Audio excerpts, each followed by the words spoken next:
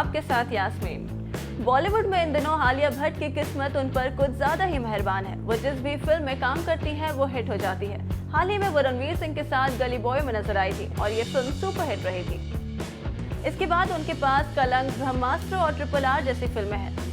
वहीं कुछ दिनों से खबरें हैं कि आलिया बॉलीवुड के भाईजान सलमान के साथ संजय लीला भंसाली की फिल्म इंशाअल्लाह में नजर आने वाली है और इस बात का कंफर्मेशन खुद सलमान और आलिया ने ट्वीट कर दिया था।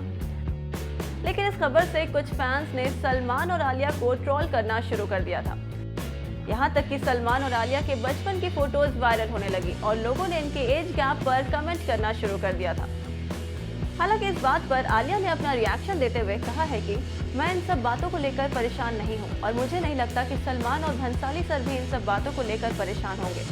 भंसाली सर एक ऐसे फिल्म मेकर हैं जिन्होंने कई सारी अच्छी फिल्में दी हैं। वो ऐसे शख्स हैं जिन्हें सभी पसंद करते हैं। मुझे लगता है कि हमें भंसाली सर पर विश्वास करना चाहिए और उनके विजन पर भी। तो देखा आपने, आलिया का कहना है कि संजय लीला भंसाली की फिल्में लोगों को काफी पसंद आती हैं और लोगों को भरोसा होता है कि वो जो करेंगे सही करेंगे। बात करें आलिया के वर्क फ्रंट की तो बता दें कि उनकी मोस्ट अवेटेड फिल्म कलंक रिलीज के लिए तैयार है। इस फिल्म में आदित्य, वरुण, सोनाक्षी सिन्हा, माधुरी और संजय दत्त नजर आएंगे और ये फिल्म 17 अप्रैल को रिलीज होगी। हुस्न, अदा और सुरों की मलिका अगर दुनिया में तलाश करे तो माधुरी दीक्षित को पाएंगे और कलंक में आप उन्हें बहार बेगम के नाम से भी जान जाएंगे। Please welcome Madhuri Dixit.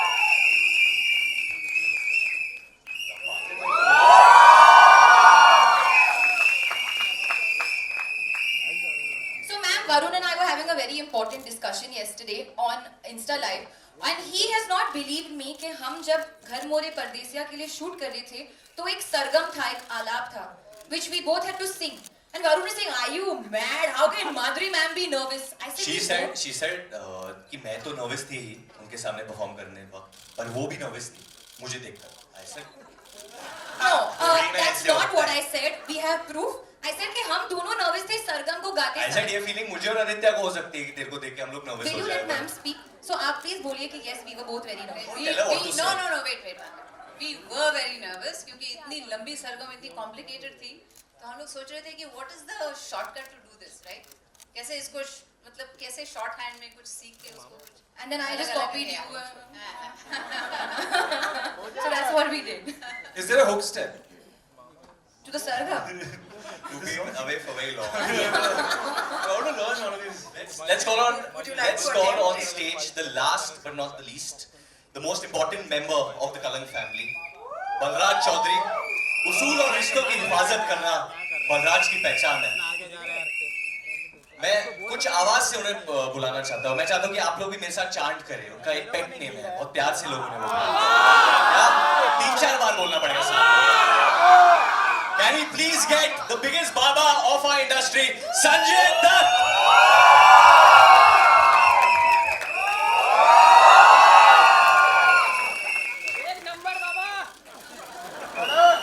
Sanju sir, आपने भी आलिया के साथ काफी सीन्स किए, आपको भी नर्वसनेस हुई? अरे वो बैठने ना सरोज भाई, बहुत नर्वस हुआ। So this is it guys, ये हमारे कलंक की परिवार एंड अभिषेक वर्मन जो निर्देशक है इस फिल्म के, वो नहीं आ सके आज क्योंकि वो बिजी है मिक्सिंग में। पर हम लोग ज्यादा कुछ बोलना नहीं चाहते, हम लोग चाहते कि आप हमसे प्रश्न पूछे, जो भी आपके दिल में प्लीज पूछे, क्योंकि अभी आप लोग ने ट्रेलर देखा है, सारे जो कार्ड्स है खुल चुके हैं, तो जो पूछना है आप लोग पूछ सकते हैं। मुझे एक सवाल पूछना है आप सबसे, ट्रेलर कैसा लगा?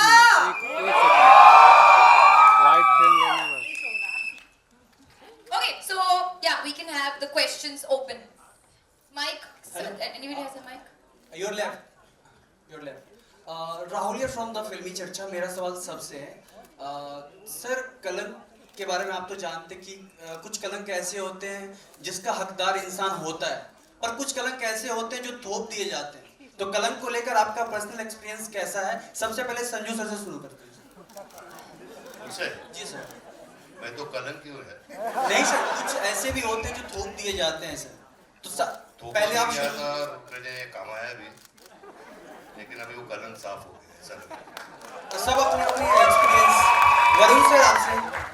नहीं, जैसे कि आपने कहा, बहुत सही कहा, कलंक एक इट्स लाइक अ स्टिग्मा, और कभी कभी प्यार को भी उसके साथ एसोसिएट किया जाता है, यू नो, कभी कभी प्यार को भी वो नाम दिया जाता है कि जो लोगों को लगता है कि उनका प्यार है, दूसरे लोग कहते हैं कि नहीं ये कलंक है। बट हमारी जो फिल्म है this celebrates the power of love, और जब आपको प्यार की शक्ति मिलती है आप कोई भी ऑब्स्टिकल को ओवरकम कर सकते हो मेरे हिसाब से। माधुरी मैम, कलंक अभी क्या कलंक? मुझे लगता है कि what Varun Dhawan said is very true, कि इस फिल्म में डिटो बोलूँगी मैं क्योंकि इनकी कहानी ऐसी है, इसमें दिखाया है कि लव कॉन्कर्स ऑल बेसिकली, तो प्यार हर कलंक को मिटा देता है। Aditya sir, same. Alia ma'am, same same Sonakshi ma'am, same to same. Kunal sir, यार परसों तूने थोपने की बात की ना, पिछले हफ्ते मैं शूट कर रहा था तो चेस सीक्वेंस था, तो एक फाइटर टेढ़ा गिरा और मैं फिसल के गिरा तो मेरे कंधे और घुटने पे कलंक आ गया, वो थोपा गया था मेरे पे, वो मेरे कुछ नहीं किया। वरुण सर, आपको याद होगा ये जी सिने अवार्ड में आपने रणवीर सिंह और रणबीर कपूर सर से आपने बोला था कि आलिया बहुत बड़ी एक्ट्रेस बन चुकी है और उनके पास अभी फिल्में हैं इंशाल्लाह, RRR ये वो, तो आगे याद रखना कि आगे हम सबके साथ काम नहीं करेगी, ये बहुत बड़ी एक्ट्रेस बन चुकी है। तो ये मजाक था या आपको लगता है, थोड़ा बहुत लगता है ऐसा होगा? आपको क्या लगा सर, आपको लग रहा है कि आप सीआईडी पे हो अभी? नहीं सर, तहकीकात कर रहे हैं हमारे साथ। कुछ तो लग रहा होगा सर आपको, कुछ तो लग रहा होगा कि इंशाल्लाह माशाल्लाह सुभान अल्लाह जो ट्रिलॉजी है, मैंने उसका भी अनाउंसमेंट कर दिया था। नो बेसिकली मैंने कहा था कि ये अभी बहुत बड़ी एक्ट्रेस बन गई है और आगे जाके उसके पास डेट शायद नहीं होगी मेरे साथ काम करने के लिए, और उस बात पे रणवीर सर और रणबीर सर दोनों हंसे, तो मैंने बोला तुम तो हंस क्यों रहे हो, आगे जाके तुम्हारे साथ भी ऐसे। तो मेरा वो मतलब था। To the team Kalank, this on your right side, this is Simran Singh here from First Post.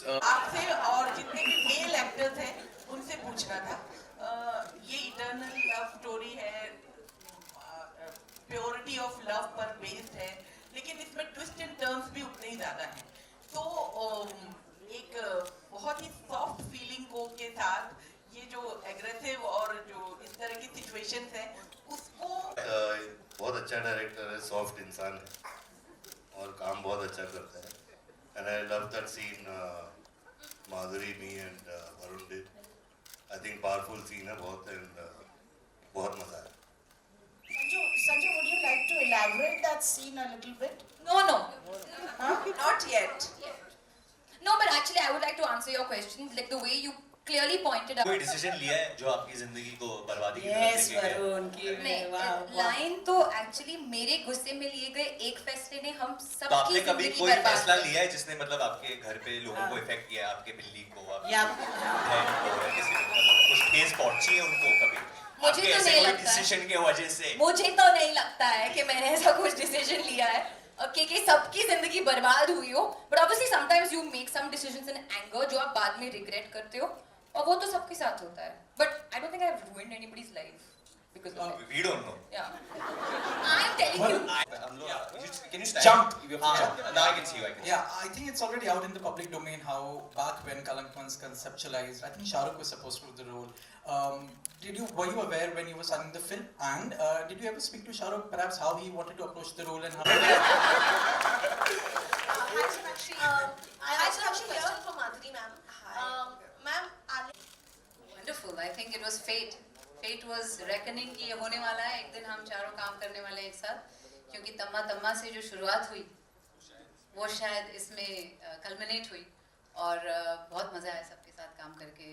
बहुत होनहार एक्टर्स हैं, आलिया, वरुण, आदित्य, सोनाक्षी, खेमू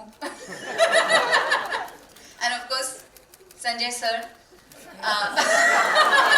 मुझे ये माधुरी, बट आप लोग you are working after 22 years, मुझे पता नहीं कि आप लोग सर और मैम क्यों बोलते हो अभी?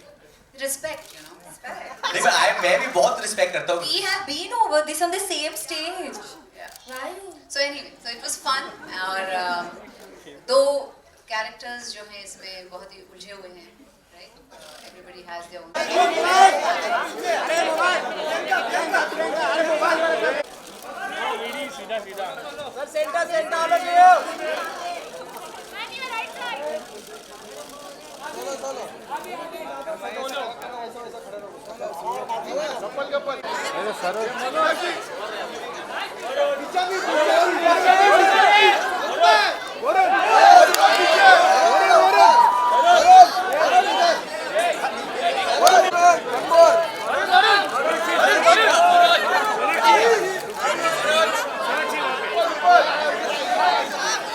सोनाक्षी